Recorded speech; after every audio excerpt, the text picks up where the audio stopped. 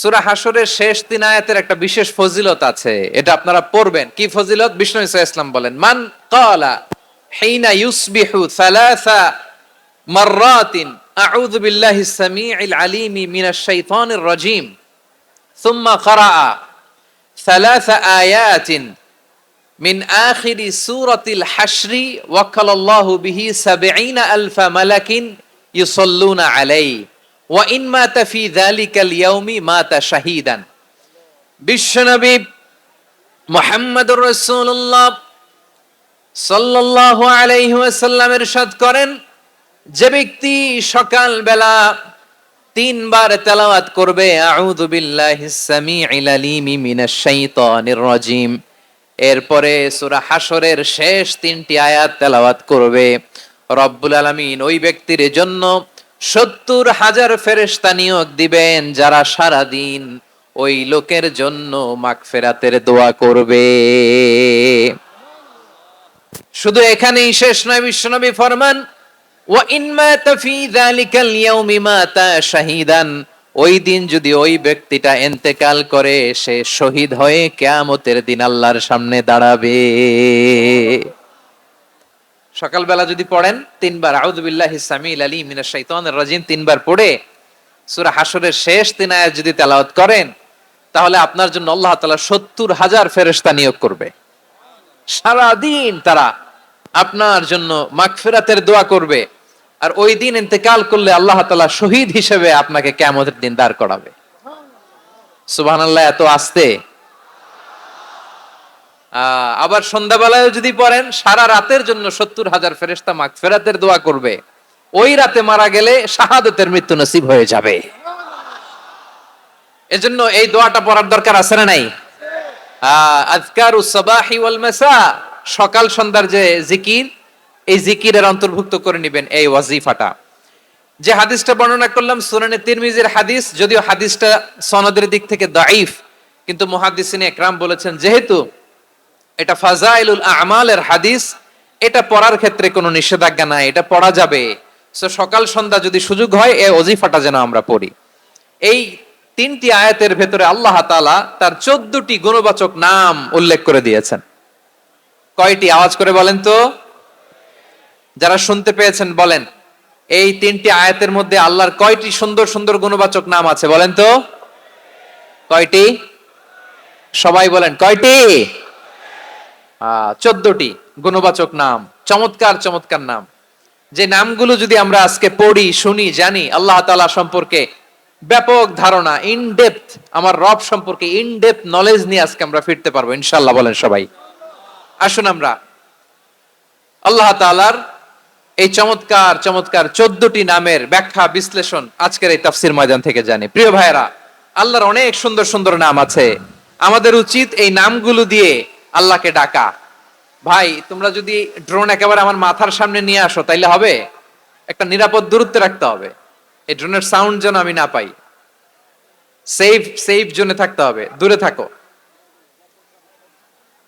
সম্মানিত ভাইয়েরা, আল্লাহ তাআলার চমৎকার চমৎকার অনেক নাম আছে যেগুলো আল্লাহ তাআলা কোরআনে উল্লেখ করেছেন। আল্লাহর আসল নাম হচ্ছে আল্লাহ। আসল নাম কি?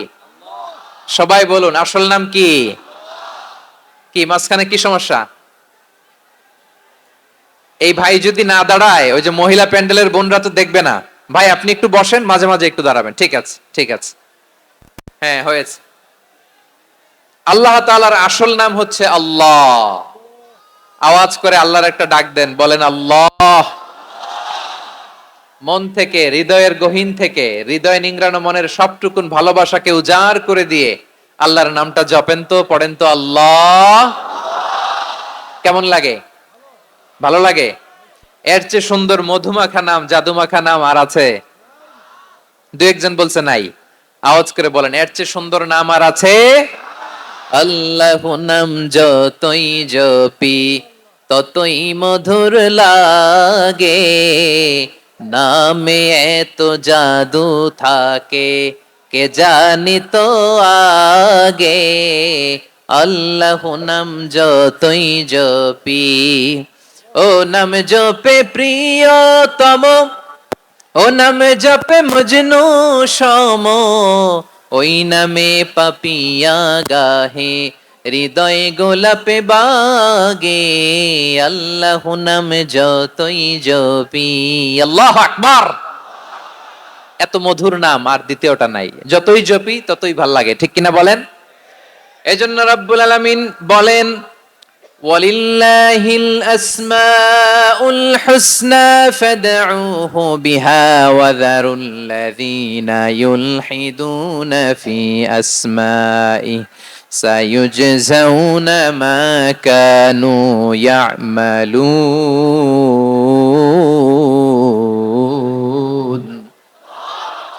আল্লাহ বললেন, আমার অনেক সুন্দর সুন্দর নাম আছে, অনেকগুলো গুণবাচক সুন্দরতম নাম আছে, তোমরা এই নামগুলো ধরে আমি আল্লাহরে ডাকো, আর যারা আমি আল্লাহর নামের বিকৃতি ঘটায় তাদেরকে তোমরা বর্জন করো, আর তারা দুনিয়াতে যা করেছে আখিরাতের ফল তারা ঠিকই পাবে। সুবহানাল্লাহ বলেন। আল্লাহর অনেক সুন্দর সুন্দর নাম আছে, এগুলো ধরে ডাকতে বলা হয়েছে, আর যারা আল্লাহর নামের বিকৃতি করে তাদেরকে বর্জন করতে বলা হয়েছে। আপনি আল্লাহর নামের জিকির যখন করবেন, আপনি আমার আল্লাহর নামের বিকৃতি করতে পারবেন? বারোয়াখালীর ভাইরা বুঝে থাকলে আওয়াজ দেন, আল্লাহর নামের বিকৃতি করা যাবে? আপনি যখন জিকির করবেন স্পষ্ট শব্দে আল্লাহর নামটা বোঝা যেতে হবে। সুবহানাল্লাহ, ওয়ালহামদুলিল্লাহ, লা ইলাহা ইল্লাল্লাহ, আল্লাহু আকবার। একসাথে মিলিয়ে করেন অথবা আলাদা আলাদা করেন, অথবা শুধু আল্লাহ আল্লাহ এই নামের জিকিরও যদি করেন স্পষ্ট বোঝা যাইতে হবে। আল্লাহর নামের বিকৃতি করা যাবে, কিন্তু আল্লাহর নামের বিকৃতি করে জিকির এদেশে আছে না নাই? আছে। দেখবেন জিকিরের মধ্যে হুই হুই হুই হুই হুই এরকম করতেছে, আছে না নাই? সবাই মিলে লাফাচ্ছে, দফাচ্ছে, মাথা ঝুলাচ্ছে, আর কি কি যেন বলে, ওইটার মধ্যে আমি আল্লাহর নাম খুঁজে পাই না, এরকম আছে না নাই? হ্যাঁ, হই হই করে কিম্ভূত কিমাকার অদ্ভুত আওয়াজ করে তারা জিকির করে, সেখানে আল্লাহর নাম নাই। এই জিকির আল্লাহর কাছে গ্রহণযোগ্য হবে? আল্লাহ বলেন, ওয়াযারুল্লাযীনা ইউলহিদুনা ফি আসমাইহি, খবরদার আমার নামের যারা বিকৃতি ঘটায় তাদেরকে তোমরা বর্জন করো। এজন্য জিকির যখন করব সুস্পষ্ট ভাবে আল্লাহ তাআলার নাম সেখানে থাকতে হবে, ঠিক কিনা বলেন? আবার আল্লাহ বলেন, যেমন মনে চায় তেমন জিকির তোমরা করো না। ফাযকুরুল্লাহা কামা আল্লামাকুম মা লাম তাকুনু তা'লামুন। তোমরা জানতে না, আল্লাহ তোমাদের জানিয়েছেন কেমন করে আল্লাহর নামের জিকির করতে হয়, যেমন আল্লাহ শিখিয়েছেন তেমন করে আল্লাহরে ডাকো, ঠিক কিনা বলেন? আল্লাহ তাআলা যেমন শিখিয়েছেন তেমন ভাবে আল্লাহ তাআলাকে ডাকতে হবে, ঠিক ওই পদ্ধতিতে আল্লাহ তাআলার নাম জপতে হবে। কোন পদ্ধতিতে সেটাও আল্লাহ বলে দিচ্ছেন। আল্লাহ তাআলা বললেন, ওয়াযকুর রাব্বাকা ফি নাফসিকা তাদাররুআন ওয়া খীফাতান ওয়া দুনাল জাহরি মিনাল কওলি বিল গুদুই ওয়াল আসাল ওয়া লা তাকুম মিনাল গাফিলিন। খবরদার আল্লাহর নামের জিকির করো, আল্লাহকে ডাকো। ফি নাফসিকা মনে মনে, তাদাররুআন সবিনয়ে, খীফাতান ভীত বিহবল চিত্তে, দুনাল জাহরি মিনাল কওল অনুচ্চ স্বরে অনুচ্চ আওয়াজে। এভাবে আল্লাহরে ডাকলে সেই ডাকা কবুল করে নিবে কে? তাহলে আল্লাহকে জপতে হবে মনে মনে, সবিনয়ে, ভীত বিহবল চিত্তে, অনুচ্চ স্বরে, এভাবে জিকির করতে হবে। বিশ্বনবী ইসলাম এবং বিশ্বনবীর সাহাবারা ঠিক এই পদ্ধতিতে আল্লাহ তাআলাকে ডাকতেন। তাহলে এই যে আল্লাহ তাআলার সুন্দর সুন্দর নামগুলো আছে, এগুলো ধরে আমরা আল্লাহ তাআলার জিকির করব, তার প্রশংসা করব, তার পবিত্রতা বর্ণনা করব, তাহলে খুশি হবেন কে? বিশ্বনবী ইসলাম বলেন, আশ-শাইতানু জাসিম আলা কলবি ইবনে আদম। শয়তান বনি আদমের কলবের মধ্যে এরকম খামচি মেরে বসে থাকে। খামচি বোঝেন তো? শয়তান বনি আদমের হৃদয়ে কলবে খামচি মেরে বসে থাকে। ফাইদা যাকারাল্লাহ খানাসা, যখন মানুষ আল্লাহর জিকির করে শয়তান দৌড়ে পালায়। ওয়া ইদা গাফালা ওয়াসওয়াসা, আর মানুষ যখন অমনোযোগী হয়, গাফিল হয়, শয়তান আবার টেম্পটেশন দেয়, আবার ধোঁকা দেয়, আবার ওয়াসওয়াসা দেয়। এজন্য বিশ্বনবী বলতেন, লা ইয়াজালু লিসানুকা রাতবান মিন যিকরিল্লাহ, সব সময় প্রতি মুহূর্তে সর্বক্ষণে তোমার জিহ্বাটা আল্লাহর জিকির দিয়ে ভিজা রাখবা, আল্লাহর জিকির দিয়ে সিক্ত রাখবা, তাহলে কবুল করবে কে? সবাই পড়েন সুবহানাল্লাহ, আলহামদুলিল্লাহ, লা ইলাহা,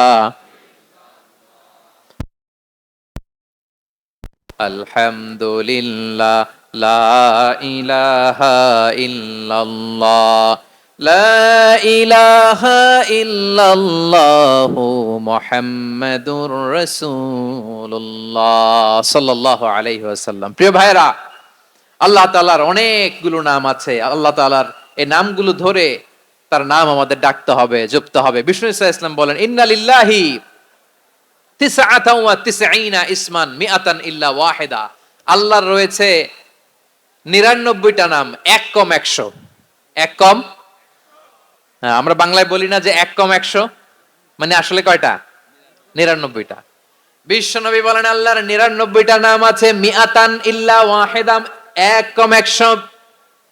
মান আহসাহা দাখালাল জান্নাহ, যে ব্যক্তি 99 নাম মুখস্থ করে তার সিনার ভেতরে রাখবে, আল্লাহ তাআলা তাকে জান্নাত দিয়ে ধন্য করে দেবেন। এবার বলেন, আল্লাহর নামগুলো জানার দরকার আছে না নাই? হ্যাঁ, এই নামগুলো আমরা জপব, মুখস্থ করব। এই নামগুলো আগে আয়ত্ত করতে হবে। এই নামের যে অর্থ সেটা অনুধাবন করতে হবে। এই নামের যে দাবি সেটা মানতে হবে। সিবগাতুল্লাহ, ওমান আহসানু মিনাল্লাহি সিবগা ওয়া নাহনু লাহু আবিদুন। আল্লাহর রঙে রঙিন হইতে হবে। আমার আল্লাহ দয়ালু, আমরাও দয়ালু হতে হবে। আমার আল্লাহ সহনশীল, আমরাও সহনশীলতার চর্চা করতে হবে। আমার আল্লাহ মেহেরবান, আমরাও মেহেরবান হতে হবে। বিষ্ণু ইসলাম আল্লাহর এই চমৎকার সুন্দরতম নামগুলো ধরে ধরে আল্লাহর কাছে চাইতেন। আপনি যখন দোয়া করবেন, আল্লাহর নামগুলো ধরে যদি দোয়া করেন, আল্লাহ ওই দোয়া ফিরায় দেয় না। সুবহানাল্লাহ বলেন। আপনি যদি দোয়ার মধ্যে বলেন ইয়া রহমান, সবাই বলেন ইয়া রহমান, ইয়া রাহিম, ইয়া হাইয়্যু, ইয়া কাইয়্যুম। আল্লাহর চমৎকার নামগুলো ধরে ধরে যদি আল্লাহর কাছে ফরিয়াদ করেন, আল্লাহর নামগুলো ডাকেন, আপনার দোয়া মুহূর্তেই কবুল করবে কে? বিষ্ণু ঈসা ইসলাম এভাবে আল্লাহর নামগুলো ধরে ধরে জিকির করতেন, আল্লাহর নাম জপতেন। তিনি বলতেন, আসআলুকা বিকুল্লি ইসমিন হুয়া লাক, আল্লাহ তোমার যত নাম আছে সব নামের ওসিলায় তোমার কাছে ফরিয়াদ করি, সব নামের ওসিলায়। আনজালতাহু ফি কিতাবিক, যে নাম তুমি তোমার কিতাবে নাজিল করেছো। আও আল্লামতাহু আহাদাম মিন খালকিক, অথবা তোমার কোন সৃষ্টিকে তোমার নাম তুমি জানিয়েছো। আও ইস্তাসারতা বিহি ফি ইলমিল গায়বি ইনদাক, অথবা গায়েবের জ্ঞানে তুমি তোমার নিজের জন্য ওই নামগুলো সংরক্ষিত রেখে দিয়েছো। সব নামের ওসিলায় তোমার কাছে চাই। সুবহানাল্লাহ পড়েন। তার মানে আল্লাহ তোমার যে নামগুলো আমরা জানি এগুলার ওসিলায়ও চাই, যে নামগুলো আমরা জানি না সেগুলোর ওসিলায়ও চাই। আল্লাহর সব নাম আল্লাহ আমাদেরকে জানায় নাই, কিছু নাম জানিয়েছেন, কিছু নাম তিনি জানান নাই। সুবহানাল্লাহ বলেন। আল্লাহ তাআলা তার কিছু নাম কোরআনে উল্লেখ করেছেন, কিছু নাম স্পেশাল কিছু নবীদেরকে জানিয়েছেন, আর কাউকে জানান নাই। কিছু নাম তিনি কিয়ামতের দিন আমাদের সামনে প্রকাশ করবেন যে এইটাও আমার একটা নাম, এটা তোমরা কেউ জানতা না। সুবহানাল্লাহ, সারপ্রাইজ হিসেবে আল্লাহ তাআলা রেখে দিয়েছে, কেউ জানে না। কিয়ামতের দিন আল্লাহ তাআলা সেই নামগুলো জানাবেন। আর কিছু নাম আছে সেই নামগুলো আল্লাহ কোরআনেও বলে নাই, কোন নবীরেও জানায় নাই, কিয়ামতের দিনও সারপ্রাইজ হিসেবেও জানাবে না। ওই নামগুলো স্বয়ং খোদ আল্লাহ ছাড়া কেউ জানে না। এজন্য বিশ্বনবী দোয়ার সময় বলতেন, আল্লাহ তোমার যে নামগুলো জানি, যে নামগুলো জানি না, সব নামের বরকতে তোমার দরবারে চাই, সব নামের ওসিলায় তোমার কাছে ফরিয়াদ করি। সুবহানাল্লাহ বলেন। তাহলে সূরা হাশরের মধ্যে আমরা আল্লাহর মোট কয়টা নাম পাবো দেখি, মনে আছে কিনা? হ্যাঁ, কয়টা? আওয়াজ করে বলেন, কয়টা? মাশাআল্লাহ। এই 14টা শোনার আগ্রহ আছে? এই দুই একজন যে ওঠা বসা করতেছেন, এই ডাস্টে তো ডাস্ট অ্যালার্জি হয়ে যাবে, ধুলাবালিতে। আসার সময় তো অনেক ধুলা খাওয়াইছেন আমার এই জায়গায়। একটু শান্ত হয়ে বসেন, আমরা শান্ত হয়ে বসি, অল্প কিছু সময় কিছু কথা আলোকপাত করব, তারপর আমরা বিদায় নিব। উঠবো না, কেউ দাঁড়াবো না, উঠবো না। সেই গতকাল থেকে, গত রাত থেকে আমি দেখেছি তো আপনাদের কাণ্ড কারখানা, ভিডিওতে দেখেছি, কাঁথা বালিশ নিয়ে গত রাতে চলে আসছে। তো অনেক কষ্ট করে অনেক সময় অপেক্ষা করেছেন, আর অল্প কিছু কয়েক মিনিট আপনারা বসেন, আমরা একসাথে বিদায় নেব ইনশাআল্লাহ। তাহলে প্রিয় বারুয়াখালী বাসী, বলেন তো সূরা হাশরের শেষ 3 আয়াতে আল্লাহর কয়টা নামের দেখা মিলবে?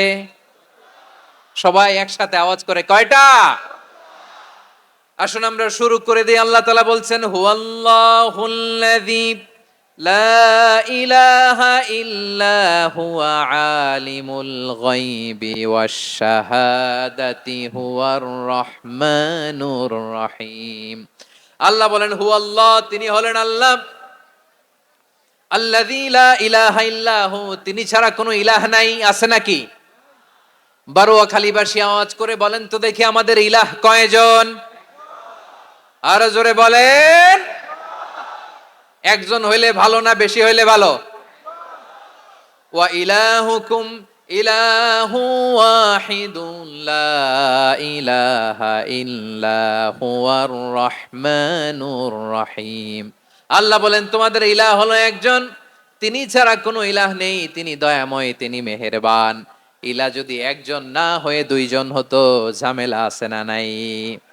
লাউ কানা ফীহিমা আলিহাতুন ইল্লাল্লাহু লাফাসাদাতা।